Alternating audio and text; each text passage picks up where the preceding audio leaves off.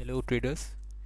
आज हमने एक ट्रेड लिया था बेसिकली। मैं उस टाइम पर रिकॉर्ड नहीं कर पाया because I was busy in my office work, but मैंने ट्रेड लिया था तो मैं अभी आपको उसका एनालिसिस बता दे रहा हूँ।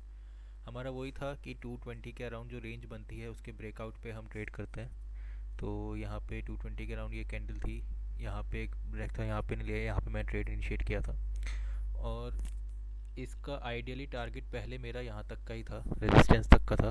बट क्योंकि ये मूव एकदम सडन आया था, मतलब यहाँ से एकदम मूव आया था, तो मैंने यहाँ, क्योंकि यहाँ पे प्रीवियस रेजिस्टेंस था, तो मैंने यहीं पे बुक कर लिया था प्रॉफिट। बेसिकली आइडियली हमारा देखो तो 1.75 से ऊपर का हमारा रिस्क टू रिवॉर्ड रेशियो था, जो कि टारगेट पहले यही सेट था। But as soon as it reach this point 1:1 के अराउंड, तो मैंने यहीं पे अपना प्रॉफिट बुक कर लिया था।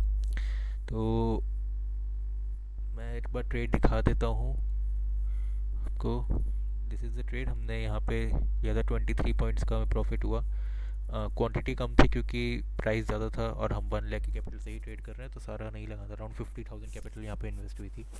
And we got our money like 3 minute में वी मेड अराउंड 4300 प्रॉफिट।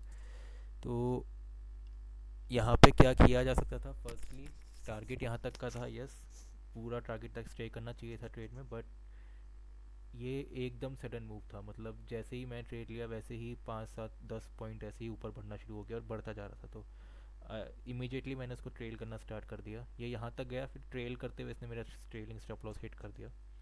तो कोई प्रॉब्लम नहीं है, यहाँ पे सारे ट्रेड हमारे फेवर में थे। 220 रेंज ब्रेकआउट था यहाँ पे। स्टॉकिस्टिक RSI भी यहाँ पे हमारे फेवर में था।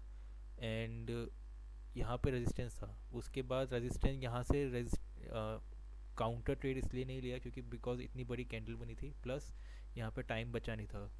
220 के बाद हमारा अगर एक ट्रेड प्रॉफिट होता है, जनरली हम वहीं पे अपना अच्छा प्रॉफिट बुक कराते हैं, वहाँ पे रुक जाते हैं। तो दिस इज़ इट। आज खाली एक ही ट्रेड हुआ, but ended up in profit.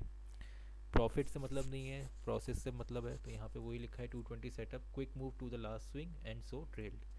तो लास्ट स्विंग हमारा ये था इस तक, और यहाँ से बहुत क्विक मूव हुआ था, मतलब कुछ सेकंड्स के अंदर ही ये यहाँ पे मूव हुआ था। काफ़ी देर तक पहले यहाँ पे इसने होवर किया था इस कैंडल पे। एंड इस कैंडल का मूव काफ़ी क्विक हुआ था यहाँ तक का।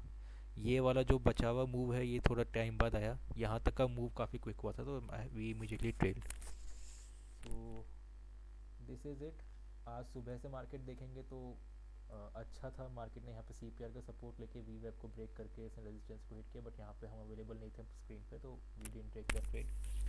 तो कुछ ट्रेड मिस हो जाते हैं, कई बार मार्केट के सामने अवेलेबल नहीं होते या स्क्रीन के सामने नहीं होते उस टाइम पे, तो डैट इज़ फाइन। बट क्योंकि ट्रेड मिस हो गया तो बीच में कहीं ट्रेड लेना या फियर ऑफ मिसिंग आउट, मतलब फोमो के उसमें आके आप कुछ कर लो, तो वो डैट इज़ रॉन्ग। प्रोसेस जब मिले, जब कोई ट्रेड इनिशिएट हो, तब ट्रेड लेना चाहिए। यहाँ पे आप देखोगे, यहाँ पे भी हमने एक हमारा सेटअप बन रहा था यहाँ पे 5 EMA सेटअप का। बट क्योंकि जब तक मैंने देखा मार्केट यहाँ, मतलब मैंने ट्रेड सोचा ये था कि यहाँ पे इसको ट्रेड को लूँगा, बट मार्केट ऑलरेडी इस वाले कैंडल में यहाँ तक आ गया था, तो लेट एंट्री लेने का कोई मतलब नहीं था, इसलिए हमने ट्रेड लिया नहीं। एंड अच्छा वो ट्रेड नहीं लिया। बट यहाँ पे भी आप देखो, यहाँ पे भी एक 5 EMA सेटअप का बना है।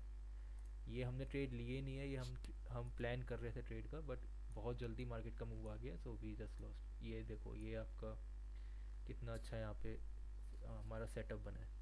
तो दे आर सम थिंग्स कि कई बार मिस हो जाते हैं trades, that is fine. But जो आप ट्रेड ले रहे हो वो ट्रेड लॉजिकल होना चाहिए, इमोशंस में आके नहीं होना चाहिए। Only then you can make some profit. So this is it. अगर आपको कुछ लर्निंग मिला हो, दैट इज़ हेल्पफुल लगा हो, तो अच्छा है। आपको सजेस्ट करना चाहो तो आप कमेंट कर सकते हो। एंड या, थैंक यू।